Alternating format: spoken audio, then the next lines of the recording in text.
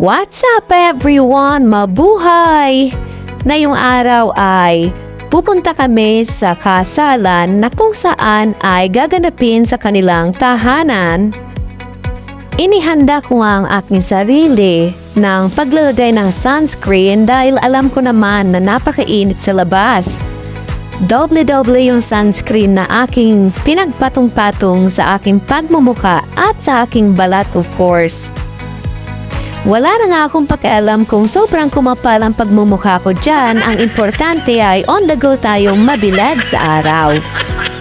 Kaya kung kayo ilalabas din po sa inyong mga bahay sa sobrang init ngayon ay huwag nyo kalimutang maglagay ng sunscreen para hindi masunog yung balat natin. At ready na nga ang lola nyo at hindi na nga nakontento at against the light kaya itakpan natin yung bintana.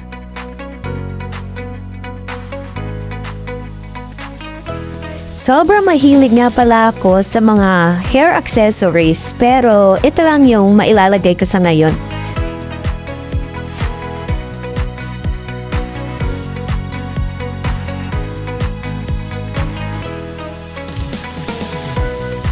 Hindi pa nga nakontento ang lola nyo at may pagdaas pa nga ng paa para maglagay ng sunscreen dahil hindi nga tayo naka-outfit ng pang-ani ng palay, sunscreen talaga yung panlaban natin. Ano ba naman at bigla kong naisip tong ampaw na dalhin at baka may mailagay dito at ibigay natin to sa kinasal. Sure ka ba na may pera ka? Wala kang ang pera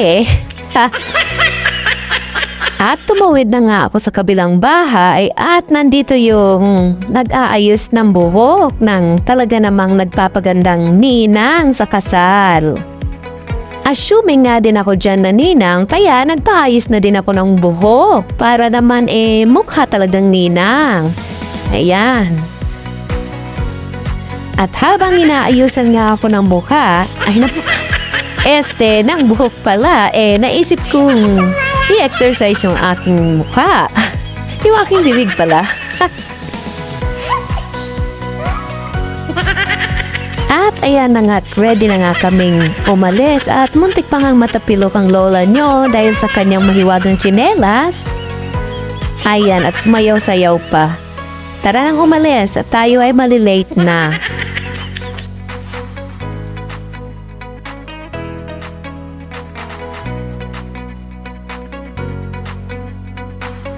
At kung nakikita nyo nga at yun ay kabub naman ang paghabol ng aking mga alagang aso. Ayan, ay nako. Magsiuwi kayo, bumalik kayo doon. Excited na nga kaming makarating sa aming pupuntahan pero hindi namin alam yung bahay ng ikakasal. Ang sabi naman ng kapatid ko ay kung saan merong tumutugtog ay doon tayo titigil.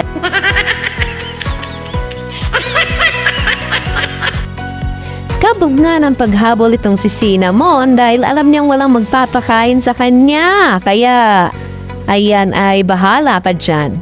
At nakarating na nga kami at hindi ko nga alam kung ano ba itong napuntahan namin at mukhang kakawainan. At mukhang nakapulot ako ng pera dun .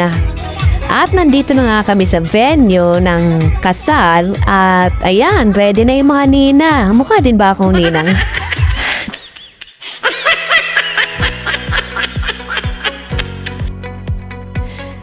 At pagkadating nga namin ay naghanap kami agad ng upuan dahil talaga namang napagod kami at mukha kaming naglakbay patungong Mars.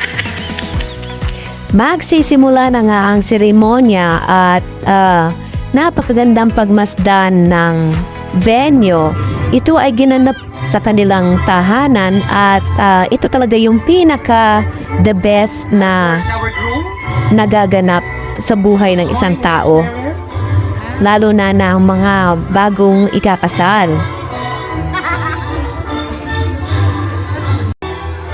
Rumampa na nga dyan ang aking sister na isa sa mga ninang at wow, impressive talaga mga ninang at ninong.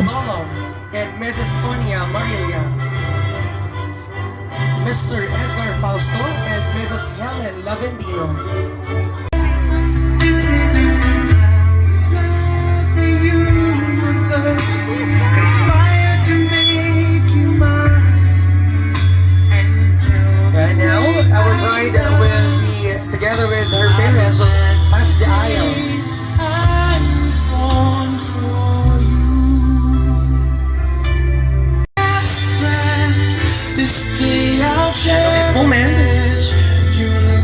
Ephraim will ask Mary Franz from her parent. And of course, the parent of Ephraim will also Nagsimula na nga ang pag-vows ng bagong kasal at sobra naman talagang nakakaiyak dahil napaka-importante nito sa kanilang buhay.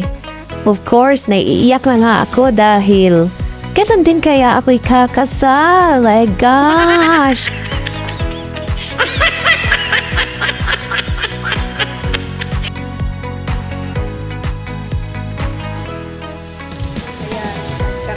Mga kapatid at mga kaibigan, buong puso ko pong ipinapakilala sa inyo ang bagong kasal.